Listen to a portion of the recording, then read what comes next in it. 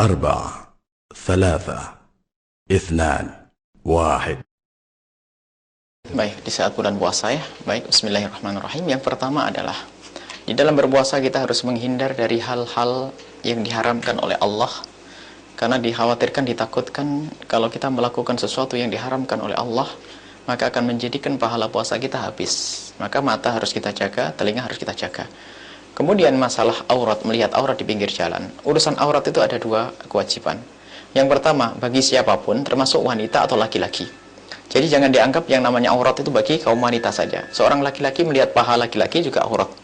Ya, maka aurat itu ada kewajiban menutup. Jadi para wanita punya kewajiban menutup auratnya di depan kaum laki-laki. Di sisi lain, kalau seandainya wanita itu kok tidak menutup aurat, kaum laki-laki punya kewajiban untuk kullil mu'minina yaghuddu min absarihim. Kaum laki-laki itu harus menutup matanya. Jadi kita harus tutup mata. Artinya apa? Tidak memperhatikan, tidak melihat. Jadi kalau kita keluar, memang semua orang menyaksikan saat ini adalah di jalan-jalan saudari-saudari kita dari kaum muslimat yang semoga Allah segera menggiring mereka kepada kemuliaan menutup aurat.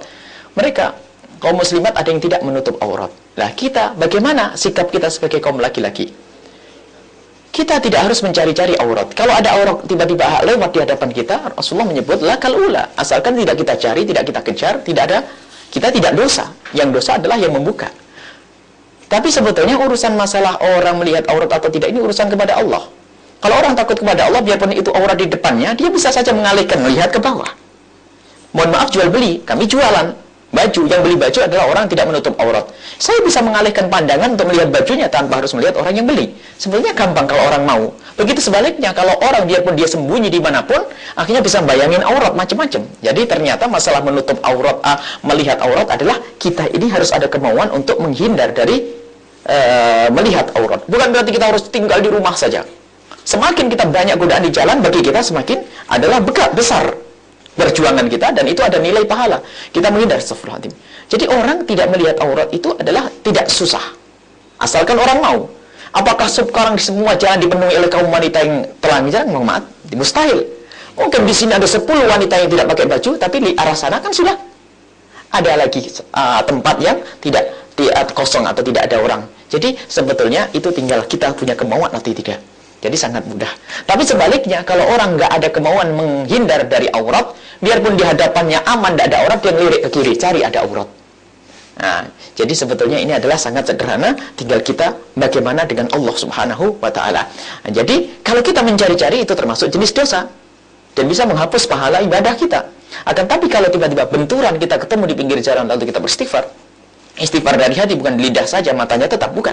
Tapi istighfar yang sesungguhnya, dan dia menghindar, mengenoleh, itu dia, astagfirullahaladzim. Lihat. Kalau kita lagi nyopir, jangan lihat orang yang naik motor di depannya. Kita bisa melihat jalan ke depan, hilang. Sebab namanya pandangan itu sangat mudah untuk dibuang. Kalau orang mau. Begitu sebaliknya, kalau tetap dijaga, biarpun kelihatannya ngelihat yang sana, pikiran ke situ bisa lihat orang. Mohon maaf, kita tuh lihat ke depan, tapi pikiran kita ke kiri bisa. Coba sekarang. Nah, ini tinggal kita mau atau tidak. Jadi harus kita menghindar dari seperti itu. Masya Allah, mata, namanya mata ini adalah luar biasa. Dari mata itu akan tumbuh, nanti merasuk ke hati, dari hati nanti mikir macam-macam, nanti terjadinya banyak kemungkaran adalah berangkat dari mata. Baik. Berarti itu maksudnya membatalkan pahala puasa. Kalau memang dia dengan kebiasaan bermaksiat, iya. Kalau memang tidak sengaja, kalau tidak dosa. Tiba-tiba astagfirullahaladzim, tidak dosa. Tapi kalau mencari itu adalah termasuk jenis maksiat. Memang tidak ada tagnya bahwasanya maksiat itu menghilangkan pahala, tapi disebutkan bahwasanya ada orang yang hanya puasa itu dapat lapar dan dahaga karena dia tidak menjaga anggota tubuhnya dari kemaksiatan, termasuk tidak menjaga lidahnya dari dusta, dari lidahnya dari menggunjing, itu kan ada. Baik. Terima kasih buat Pak Nur tadi ya, mudah-mudahan bisa terpuaskan dengan jawabannya. Kemudian dengan mencicipi makanan, Bu, ada pertanyaan dari pelupuk. Baik, mencicipi makanan sama kaidahnya bahwasanya memasukkan sesuatu ke dalam lubang mulut tidak membatalkan puasa asalkan tidak ditelan. Mencicipi makanan boleh asal jangan ditelan. Cuman bagi seorang koki, kalau tadi orang memasukkan es krim ke dalam mulutnya hukumnya makruh. Memasukkan permen dalam hukumnya makruh karena tidak ada perlunya, namanya main-main. Tapi kalau seorang ibu yang masak atau seorang koki yang lagi masak, maka ia mencicipi makanannya tidak makruh lagi. Karena tidak makruh kalau tertelan nggak sengaja karena kepanasan, ketelan tidak batal, ya. Karena apa? Ini ada tujuannya yang jelas. Hanya hilang kemakruhannya. Asal tidak ditelan. Kalau ditelan gimana? Ya batal. Enak aja, 1 sendok di sini, 1 sendok di situ, bisa 10 sendok, kenyang nanti. Jadi yang dimaksud para ulama mencicip makanan itu adalah makruh. Tidak makruh, boleh dan tidak makruh adalah mencicip hanya di lidah dan tidak ditelan. Kalau ditelan sama kaidahnya. Menelan adalah membatalkan puasa. Betul. Kemudian tentang ini Bu ya, tentang kebiasaan umat Islam yang ada di Indonesia tentang kenduri. Masalah beribadah. Kami setuju dengan ibu yang kami hormati, kami cintai bahwa ajaran yang dibawa oleh Nabi Muhammad itu sangat sempurna. Urusan ibadah sangat sempurna. Dan kita tidak perlu mengada-ngada urusan ibadah. Hanya kalimat mengada-ngada ini yang harus kita perhatikan. Kalau misalnya ada pohon kelapa di Pontianak, bukan berarti itu menjiplak pohon kelapa yang ada di Jawa. Artinya ada. Kemiripan satu model bukan berarti itu harus niru. Itu harus paham. Kalau kita kami pakai baju batik, ya kan? Itu tidak pernah dipakai oleh Rasulullah, kan? Itu bukan berarti saya meniru baju batiknya orang-orang Hindu Buddha dulu, tidak. Jadi jangan semua yang mirip itu lalu dihukumi sama. Ini salah. Kalau orang mengatakan mirip sama. Jadi kelapa Pontianak dengan kelapa Jawa itu bukan berarti niru. Ya sudah, sana ada kelapa-kelapa. Jadi kalau Anda pakai baju batik gitu. Batik tidak pernah Rasulullah mengatakan pakailah baju batik misalnya ya. Itu bukan berarti misalnya kalau baju batik itu menjadi tradisi. Celana misalnya, dulu orang mengatakan celana tradisinya orang Belanda. Di saat kita pakai celana, bukan berarti kita langsung berarti kita sama dengan orang Belanda. Jadi mohon maaf, kemiripan bukan berarti harus dikatakan sama. Nah, termasuk di dalam urusan yang Anda sebut, yang ibu, yang saudari kami yang kami cintai sebut adalah masalah kenduri. Kita harus tahu apa itu kenduri. Kenduri adalah selamatan bahasa kita. Tidak tahu terserah istilahnya kenduri tak apa. Yang melakukan adalah umat Islam. Dan yang waktu datang di dalamnya itu adalah tidak pernah menyebut yang namanya Brahma, Siwa atau Wisnu. Tidak pernah. Dan tidak pernah menyebut danyangan. Tidak pernah menyebut yang bau rekso tanah ini. Tidak ada. Tidak ada kalimat itu semuanya. Kecuali para dukun-dukun yang masih dengan kalimat-kalimat itu.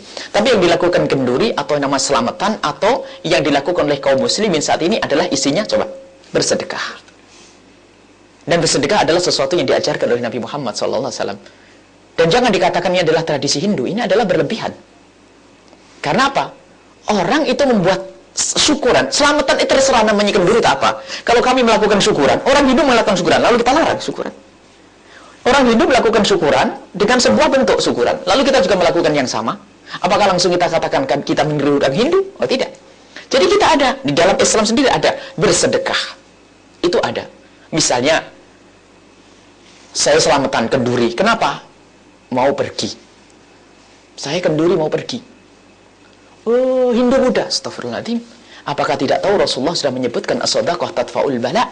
Bersedekah itu menolak bala. Saya membuat makanan untuk saya hadiahkan kepada orang yang datang, yang berkunjung kepadaku minta doa. Bagaimana? Kita sebut kenduri itu nama saja, bahasa Jawa atau bahasa apa. Jadi kita harus hati-hati di saat menghukumi orang itu, jangan langsung hanya mirip. Orang Hindu melakukan yang sama. Bukan semua yang dilakukan, bukan semua kemiripan sama. Orang Hindu juga duduk, berarti bukan semua orang yang duduk harus Hindu, kan tidak. Jadi ini hanya kesamaan. Isinya itu apa? Kan begitu. Jadi kadang-kadang orang tergopoh-gopoh menghukum orang lain dengan kalimat ini adalah keluar dari Islam, ini adalah syirik, ini adalah bid'ah, ini adalah kecerobohan. Harus dicermati. Orang kenduri adalah, misalnya ada kenduri selamatan karena apa? Kalau bahasa Jawa itu weton. Weton itu misalnya kalau orang lahir rebulgi itu. Sebetulnya bukan karena rebulginya, ingin terus dia continue di dalam bersedekah. Diganti saja, misalnya saya lahir rebulgi, kalau misalnya kalian ngerti rebulgi kelawan paengpon ya, yang ngerti itu ya, yang ngerti Pak weton itu, mungkin ada orang boleh hari Senin saya sedekah. Kenapa harus hari Senin? Biar enak hitungannya. Bukan berarti itu ikut Hindu Buddha. Jadi ini adalah misalnya Ahad, Senin, Selasa, Rabu, Kamis. Itu adalah bahasa yang tidak ada di dalam, misalnya Sunday, Monday, misalnya ya, lupakan Sabtu, Ahad bahasa Islam. Jadi orang Inggris bukan berarti mereka ikut jadi Kristen semua gara-gara pakai Sunday, Monday ya. Tidak. Jadi mohon maaf. Jadi semua masalah itu kan harinya orang ini. Kita selama ini pakai Januari, Februari, itu harinya orang Nasrani. Kalau kita pakai Dzulqa'dah, bagus kita pakai Dzulqa'dah, Dzulhijjah. Bukan berarti semua orang mengatakan hari ini acara kita pada tanggal 18 berapa? 21 Agustus. Kristen, Nasrani, tidak boleh begitu. Ya tidak ya akhi, ya ukhti yang kami cintai. Jadi semua ada aturannya. Tidak mudah orang mengatakan ini. Memang benar kita sama kaidahnya. Semua yang mengada-ngada di dalam Islam adalah bid'ah. dolalah, sesat. Cuman bagaimana kita mengatakan itu bid'ah, dolalah? Orang kenduri bukan, asalkan niatnya benar. Dan disitu niatnya apa? Ini niat sedekah. Semoga anak yang mau pergi itu selamat, yang mau haji ini selamat, atau mungkin yang selama ini dilakukan oleh sebagian kaum muslimin, kebanyakan kaum muslimin, istilahnya tahu, ngirim doa kepada orang meninggal dunia. Itu adalah juga tidak ada masalah, karena doa nyampe. Kemudian pahala sedekah juga nyampe, disepakati oleh ulama. Tidak ada ulama yang mengatakan pahala sedekah nggak nyampe. Kalau saya sedekah bahasanya, saya sedekah makanan ini, ya pahalanya saya sampaikan kepada orang mati, disepakati semua. Termasuk orang yang anti tahlil pun mengatakan harus. Karena apa? Disepakati ulama. Ini sebenarnya sangat sederhana. Jadi, saudari kami, Masya Allah, kami senang jika ketemu dengan orang yang semangat untuk Quran hadis. Memang kita tidak bisa lepas dari itu. Dan sempurna. Cuman siapa yang bisa menjelaskan Quran hadis? Ulama. Ulama itu mana? Orang yang telah guru kita, sampai kepada Rasulullah SAW. Mereka yang menerjemahkan itu semuanya. Terima kasih, dan semoga kita bisa mendapatkan pelajaran yang berarti untuk berpegang kepada sunnah itu seperti apa. Bukan langsung ibu membaca kitab hadis, tidak, mustahil. Ustadz zaman ini, anggap saja Ustadz di Cirebon ini, yang paling pintar di Cirebon, nggak bisa semua urusan agama langsung Quran hadis. Pasti ngintip ilmunya ulama. Harus kita kembali kepada ulama. Jadi, kenduri adalah asalkan caranya benar, mengundang orang, makan, lalu berdoa, itu bukan sesuatu yang syirik, apalagi dikatakan atau bid'ah, atau keluar dari Islam, apalagi dikatakan sebagai meniru orang Hindu. Oh tidak. Baik pemirsa, kita nantikan lagi partisipasi pemirsa Cirebon TV di rumah. Tentunya tetap di 0231 375 5333. Dan 3 penanya lagi kita akan tampung dan kita nanti akan jawab lagi. Di 0231 375 5333 pemirsa, kami nantikan partisipasi pemirsa semua.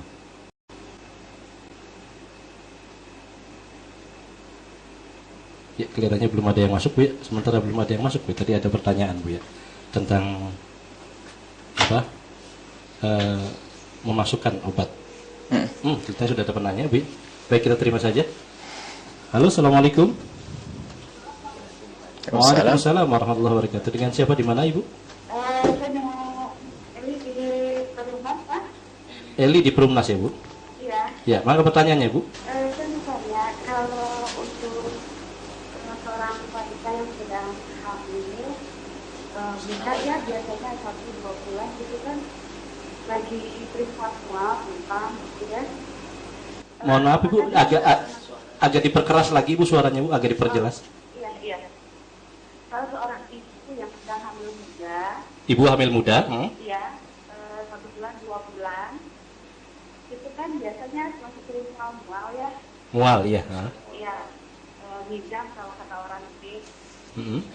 Terus apakah dia punya kewajiban puasa? Nah, kalau sampai dia tidak puasa, dia tuh kena kewajibannya untuk fidyah saja atau juga mengkodok. Baik. Ya. Baik, Pak. Baik, Ibu. Ya, Pak Ustaz. Baik, terima kasih, Ibu. Terima kasih atas jawabannya. Assalamualaikum warahmatullahi wabarakatuh. Waalaikumsalam warahmatullahi wabarakatuh. Baik pemirsa, kita nantikan lagi 2 penanya lagi sebelum kita jawab di 0231 375 5333. Halo, assalamualaikum. Halo, assalamualaikum.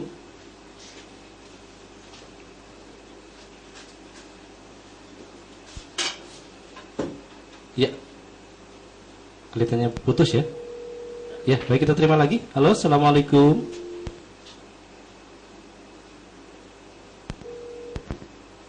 Halo, assalamualaikum.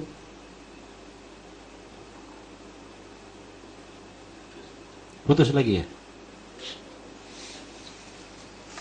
Baik, kita nantikan lagi pemirsa di 2 penanya lagi ya sebelum kita jawab.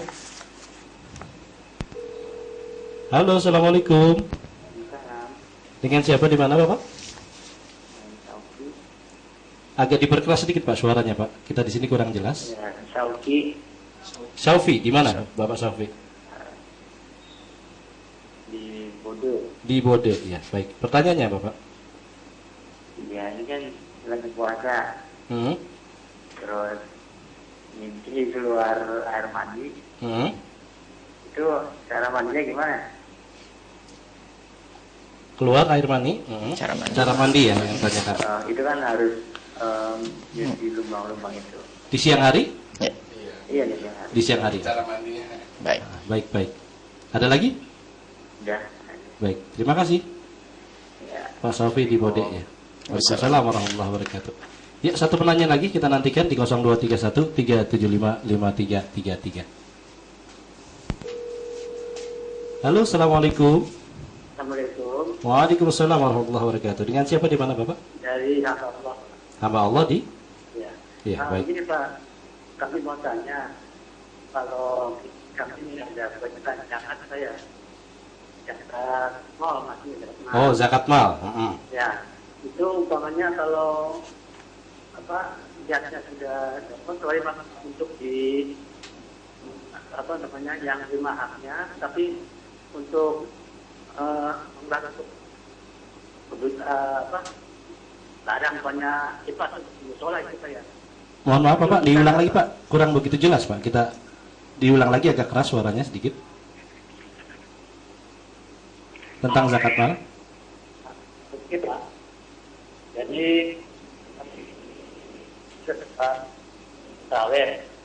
Hah?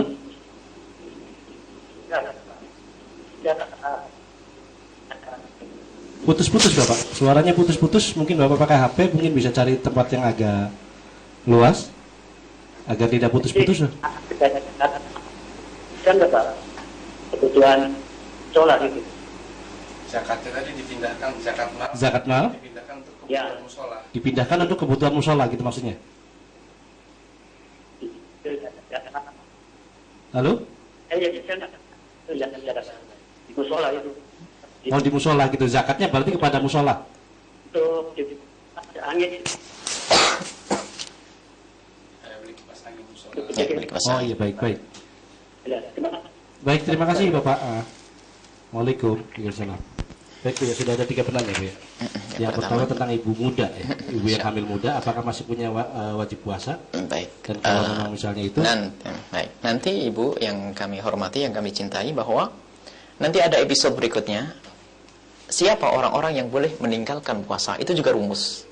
Kalau seandainya Ibu mendengar yang akan kita sebut, niscaya Ibu tidak akan bertanya. Tapi karena Ibu belum mendengar, yang salah kami, belum disampaikan, jadi kami harus menjawab. Ada rumusnya nanti Ibu. Siapa orang yang boleh meninggalkan puasa? Itu ada 9. Dan nanti Ibu hafal pertemuan yang akan datang insya Allah. Termasuk diantaranya orang yang boleh meninggalkan puasa adalah orang hamil dan menyusui. Ini dalam hadis yang diriwayatkan oleh Imam Ahmad, Abu Daud, bahasanya innallaha wada'a 'anil hamili awil murdi'i as-siyama. Allah membebaskan bagi orang yang hamil dan menyusui puasa. Ini adalah ada. Jadi orang hamil boleh meninggalkan puasa. Ibu kalau memang berat, mual-mual, boleh tidak berpuasa. Cuman bagaimana nanti? Dia mengqadha atau dengan fidyah? Jawabnya adalah dilihat waktu ibu hamil atau waktu ibu menyusui. Ibu itu berat terhadap bayi atau karena ibu sendiri?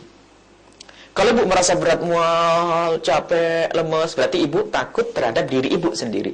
Maka di saat itu ibu memang boleh buka kalau nanti ingin setelah selesai Ramadan nanti. Jadi saat ini ibu boleh berbuka puasa, tidak berpuasa. Dan setelah Ramadan nanti, ibu cuman punya kewajiban mengqadha saja. Tidak ada fidyah. Karena apa? Ibu takut terhadap diri ibu sendiri. Tapi berbeda kalau ibu nyantai, saya mah kuat. Cuma saya kasihan dengan bayi ini loh. Berarti ibu mikir orang lain kan? Selagi mikir orang lain, sebetulnya ibu nggak usah mikir diri sendiri dulu. Tapi diri sendiri ibu sehat, baik. Tidak ada masalah kalau puasa, tapi ibu mikir bayinya takut tidak sehat. Karena ibu mikir orang lain, maka ibu pun boleh berbuka puasa karena ibu dalam keadaan hamil dan khawatir terhadap sang putra, janin. Maka ibu nanti setelah Ramadan, ibu punya kewajiban mengqadha plus membayar fidyah. Jadi membayar fidyahnya itu karena apa? Ibu tidak takut terhadap ibu sendiri. Tapi kalau ibu takut oleh ibu sendiri, maka fidyah ini tidak ada. Dan fidyah itu adalah membayar 1 mud. 1 mud itu sekitar 6,7 on. Setiap 1 hari puasa 1 mud. Atau 6,7 on diberikan kepada orang fakir. Jadi ibu, karena ibu kelihatannya yang bertanya tadi takut mual dan sebagainya, ya ibu berat ya. Maka ibu takut terhadap diri ibu sendiri, maka ibu boleh berbuka saat ini, boleh tidak berpuasa di bulan Ramadan ini. Nanti ibu setelah selesai ibu tidak punya udzur lagi, maka ibu qadha saja tanpa harus ibu membayar fidyah. Baik. Kemudian yang pertanyaan kedua, Bu, tentang cara mandi karena keluar air mani? Sederhana sebetulnya, nggak ada bedanya. Oh ya, tadi memang masalah sesuatu yang masuk ke dalam telinga, mulut itu membatalkan puasa kalau memang disengaja ya. Yang tidak disengaja termasuk jenis dimaafkan adalah seperti ini. Kalau orang mandi besar hukumnya kan wajib. Kalau orang mandi besar hukumnya adalah wajib. Kalau ada orang mimpi di siang hari, lalu dilihat keluar mani, dia mau sholat zuhur, harus mandi besar. Maka langsung saja mandi besar dengan wajar, mengguyur air ke kepala. Selesai. Kalau ternyata ada air yang masuk, nggak sengaja, tidak disengaja dimasukkan, tapi karena Anda mengguyur mandi besar tadi, maka itu dimaafkan. Ya, seperti hanya wudhu, karena Anda melakukan yang wajib. Karena melakukan yang wajib, akibatnya tidak ada masalah. Tapi kalau Anda main-main, renang di siang hari bulan Ramadan, kenapa? Nyantai, saya hobi renang, nyelam masuk telinga, batal tuh puasa. Tapi karena Anda pengen mandi besar, itu dimaafkan. Seperti orang wudhu tadi. Wudhu itu karena wudhu itu sunnah, maka kalau ketelan tidak batal. Karena mandi besar adalah perintah wajib, maka kalau masuk ke telinga atau tiba-tiba keselak, itu tidak membatalkan puasa. Mandi biasa, tidak ada masalah. Baik, yang ketiga adalah tentang zakat mal yang digunakan. Zakat mal, kita harus tahu masalah zakat. Kami juga ingin menghimbau, semoga masih ada pertemuan 3 kali Jumat. 2 kali? Masih. 2 kali Jumat? 2. Baik, kalau masih ada, nanti insya Allah di akhir kita akan berbicara tentang zakat fitrah. Siapa orang yang berhak menerima? Jangan sampai salah. Orang menerima zakat sudah dijelaskan oleh Al-Quran. Innamas shadaqatul fuqara, orang fakir miskin, orang punya hutang, ini ada 8 orang. Ini harus diperhatikan dan dijaga, dihormati apa yang disebut oleh Allah. Fakir miskin, maka kiai tidak boleh menerima zakat. Ustadz tidak boleh menerima zakat, kecuali ustadznya fakir. Tapi kalau fakir jangan pakai gelar ustadz. Fakir, saya fakir. Saya melarat. Sekarang ustadz menerima zakat, sama zakat mal, zakat fitrah, bukan diberikan kepada ustadz. Ustadz mobilnya banyak, ini masih menerima zakat, musibah. Ustadz fakir, tapi tidak usah pakai gelar ustadz. Kenapa ustadz ini dikasih? Bukan karena keustatannya, tapi karena kefakirannya. Ada orang memperlebar masalah fisabilillahi. Muskilah problem as-sa'i, orang yang berjalan, orang yang mencari nafkah, lin nafaqati, orang yang berusaha mencari nafkah itu fisabilillah. Disebut oleh Nabi Muhammad, orang cari rizki itu juga fisabilillah. Ini dimasukkan orang terima zakat. Enak aja orang bisnismen kaya raya untuk apa? Cari nafkah. Saya boleh menerima zakat. Oh tidak. Jadi jangan diperlebar urusan fisabilillah ini. Fisabilillah itu adalah orang yang jihad di jalan Allah, perang dan tidak dapat gaji. Tentara yang ada di Indonesia nggak boleh ngambil zakat, biarpun di saat perang. Karena apa? Sudah dapat gaji. Sukarelawan itu. Coba kalau kiai saingan sama fakir miskin, yang menang siapa? Menang kiai, fakir miskin nggak dapat nanti.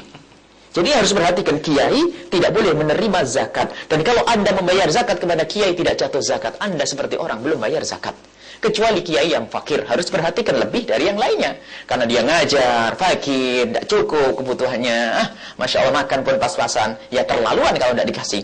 Tapi dikasihnya bukan karena kekiaiannya. Ini kebetulan kita ingatkan sekali. Masjid tidak berhak mendapatkan zakat. Tidak boleh masjid menerima zakat. Zakat sudah jelas. Gara-gara masjid menerima zakat, orang jadi pelit.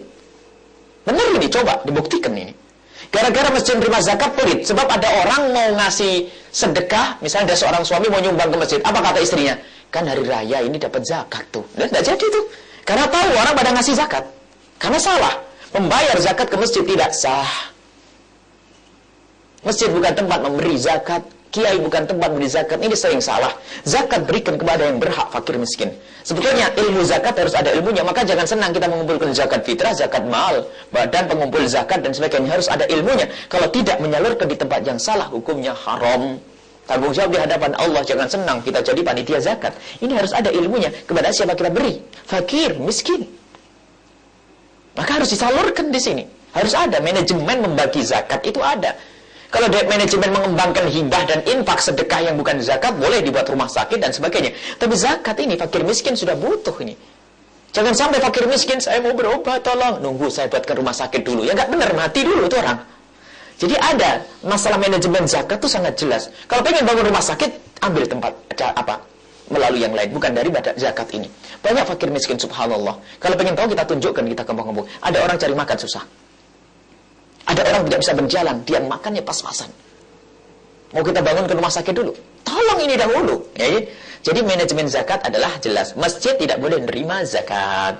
Anda sebagai pengumpul zakat, baik zakat mal atau zakat fitrah sama. Yang menerima adalah sama, tidak boleh diberikan kepada kiai atau ustadz. Mohon maaf, ada di sebagian di Jawa Barat ini ada orang sudah langganan kiai menerima zakat. Dan ternyata kita dikagetkan suatu ketika, alhamdulillah sekarang udah pada tahu.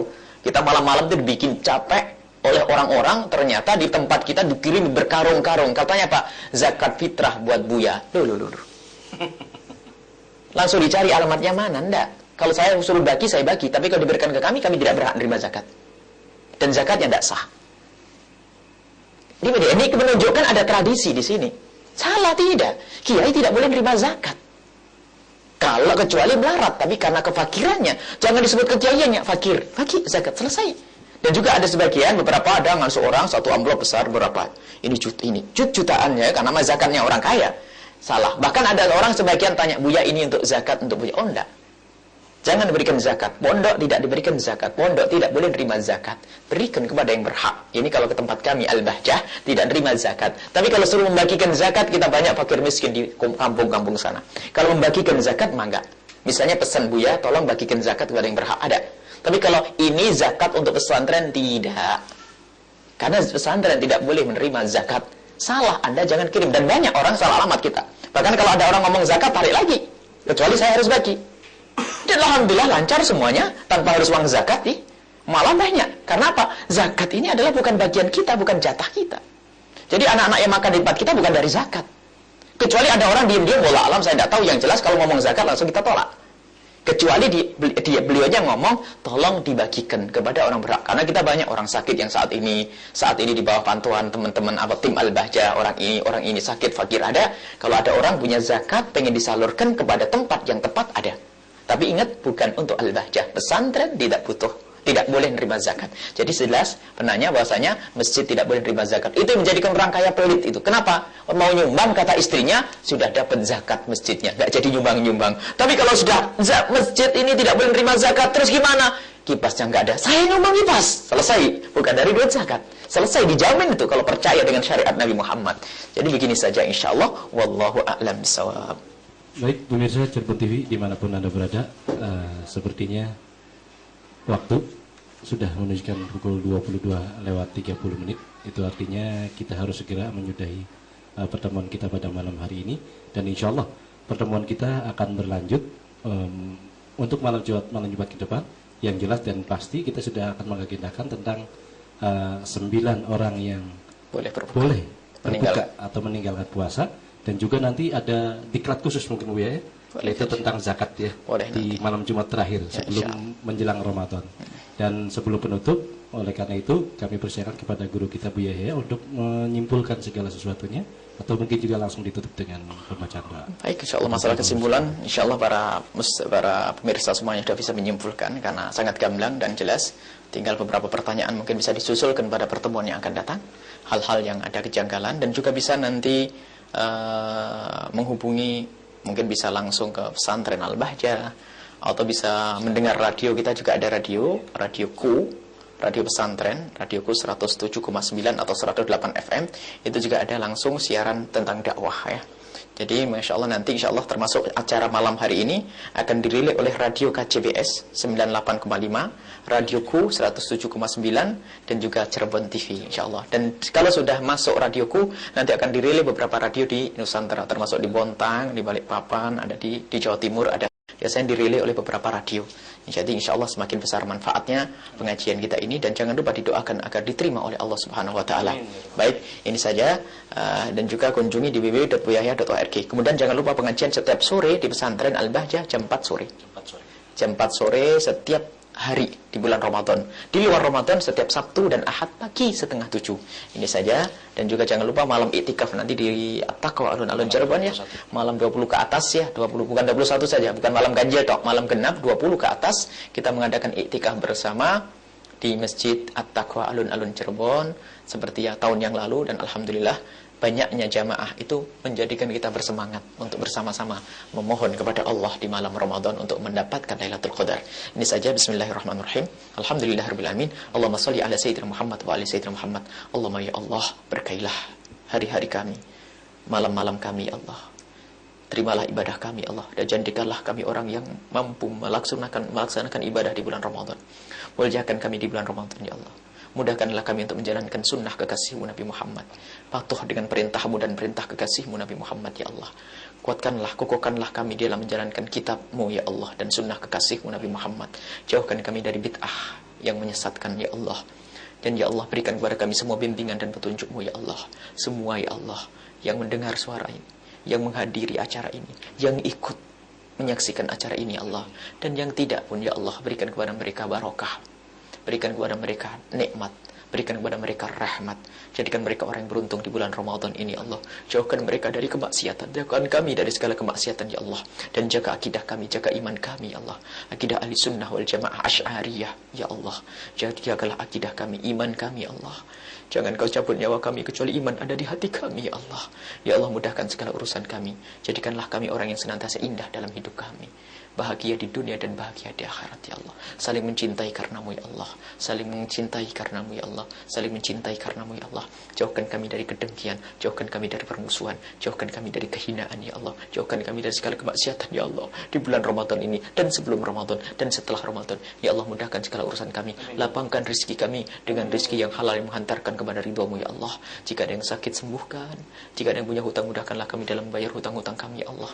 Ya Allah, ya Allah, panjangkan umur kami dalam ketaatan serta sehat walafiat, dan berikan kepada kami semua adalah husnul khotimah, mati dalam keadaan iman ya Allah.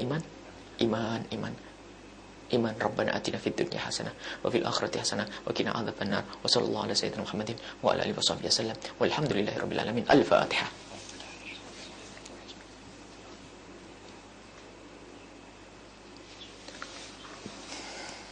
Demikian pemirsa program acara pada malam hari ini. Semoga apa yang telah disampaikan oleh guru kita Buya Yahya dapat bermanfaat dan kita dapat mengaplikasikannya dalam kehidupan kita sehari-hari. Dan kembali kami mengingatkan kepada pemirsa Cirebon TV semua bahwasanya di majelis kami, di Majelis Al-Bahjah, setiap hari pukul 4 sampai dengan pukul 5 ada pengajian rutin dan setiap hari selama bulan suci Ramadan. Dan juga bagi pemirsa yang tidak bisa menghadiri juga bisa langsung mendengarkan di Radio Kusos 7,9 FM. Baik, pemirsa Cirebon TV di rumah, semoga apa yang telah kita gelar pada malam hari ini dapat membawa manfaat bagi kita semua.